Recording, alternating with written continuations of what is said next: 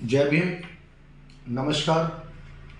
आज ward number 35 मुनका में उपचुनाव निगम पार्षद के लिए हो रहा है और आज चुनाव का प्रचार करने के लिए शाम 5 बजे रोक लग जाएगी कानून के तहत। अमर कॉलोनी इस वार्ड की सबसे बड़ी कॉलोनी है और सूखी नहर सबसे चौड़ा रोड बनाने की बातें आ रही हैं, जबकि वो नहर है हरियाणा सरकार दिल्ली सरकार के बाढ़ नियंत्रण विभाग की प्रॉपर्टी है। उस पर हमारी दिल्ली की माननीय मुख्यमंत्री श्रीमती रेखा गुप्ता जी वोट मांगने के लिए आई।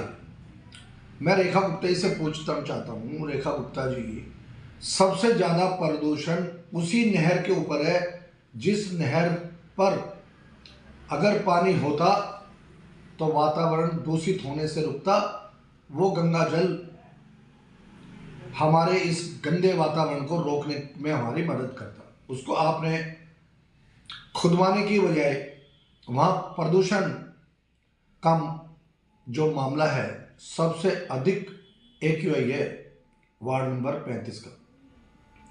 3 साल पहले गजेंद्र सिंह दराल वहाँ से चुने गए और 9000 वोट की ताकत से चुने गए। आज आप 3 साल का काम और अब विधायक भी आपको चुन लिया गया, लगभग 1 साल होने जा रही है।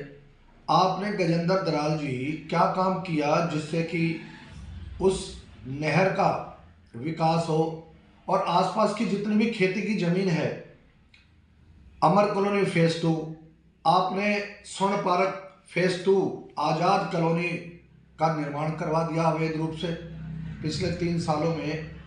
और रेखा गुप्ता जी तो कहती हैं कि अवैध निर्माण बुक होने के बाद भी बिजली के कनेक्शन को लगाया जाएगा, बिजली की सुविधा दी जाएगी।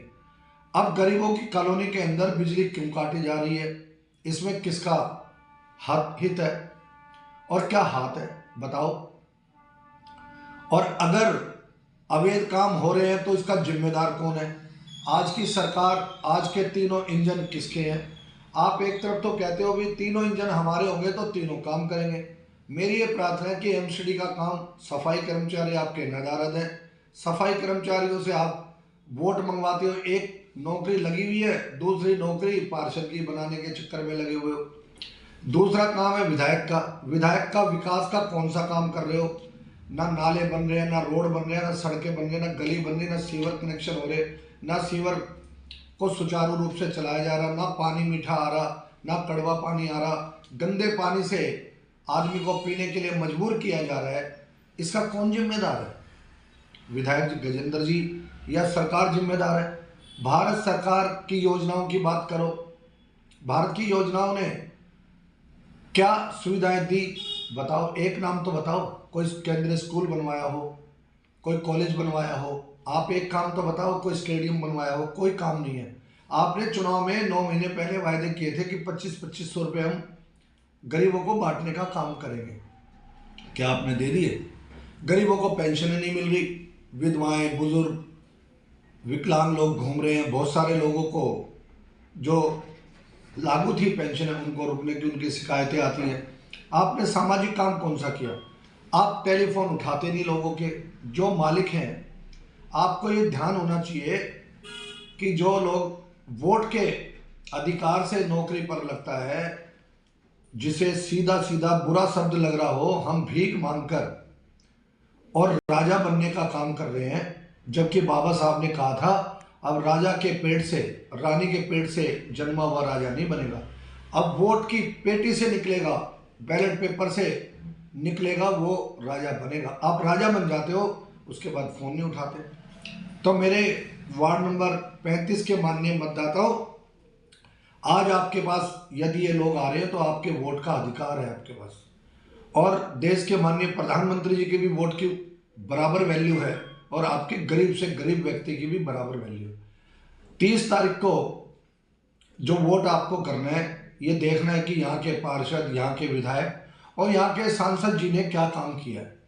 उसके अनुसार आप वोट डालें और मैं तो कहूँगा सरकार के खिलाफ वोट करें, जिससे कि सरकार के जो भी लीड रहेंगे उनको महसूस होना चाहिए कि आपके वोट की कीमत क्या है और आपके वोट से क्या बदलाव हो सकते हैं। ये लोकतंत्र है, ये गणतंत्र भारत वर्ष है, रिपब्लिक ऑफ इंडिया।